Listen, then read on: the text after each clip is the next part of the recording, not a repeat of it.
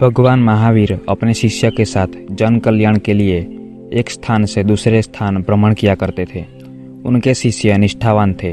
ईश्वर के प्रति महावीर के विचारों को जन सामान्य तक पहुंचाने का प्रयत्न किया करते थे। एक समय की बात है, महावीर अपने शिष्य के साथ सभा के लिए जा रहे थे। उनका शिष्य कुछ समय से नाराज था, अपने गुरु को गलत साबित करने का अवसर ढूंढ रहा था। सभा में जाते हुए रास्ते में एक जंगल मिलता है। एक पौधे को देखकर शिष्य महावीर से पूछता है, क्या इस पौधे पर कभी पुष्प लगेंगे? महावीर जी ने कुछ समय के लिए अपनी आंखों को बंद कर लिया। तत्पश्चात उत्तर दिया, हाँ अवश्य लगेंगे। शिष्य ने उस पौधे को उखाड़कर फेंक दिया। जोर जोर से हंसकर कहने लगा, आपको इतना भी नहीं मालूम, अब मैंने पौधे को उखाड़कर फेंक दिया है तो इसमें फूल कैसे लगेंगे? महावीर जी ने शिष्य को कुछ नहीं कहा। दोनों वहां से सभा के लिए आगे बढ़ गए। बरसात का मौसम था, मार्ग यात्रा करने लायक नहीं थे। महावीर और उनके शिष्य सभा स्थल पर लगभग एक सप्ताह रुक गए। लौटने का मार्ग वही था जिससे वह गए थे।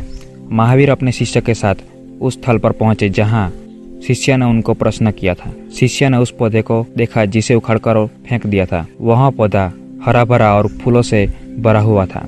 शिष्य को आश्चर्य हुआ, इस पौधे को मैंने उखाड़कर फेंक दिया था तो यह वापस कैसे लग गया और उस पर पुष्प कैसे आ गए? क्योंकि वर्षा ऋतु का समय था। जल के प्रवाह से पौधे की जड़ों ने जमीन को पकड़ लिया था, जिसके कारण वह अब हरा भरा था।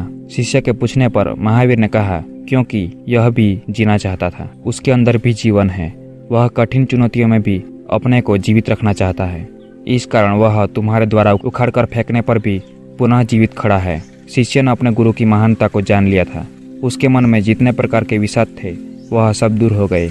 सो फ्रेंड्स, इस कहानी से हमें यही सीखने को मिलता है कि अपने गुरु पर शिष्य को पूर्ण विश्वास होना चाहिए। कठिन चुनौतियों में भी स्वयं से हार नहीं माननी चाहिए। जिसके अंदर जीने की इच्छा या कुछ प्राप्त करने की इच्छा हो वह निश्चय ही सफल होता है। मिलते हैं किसी और कहानी में। Thanks for watching this video.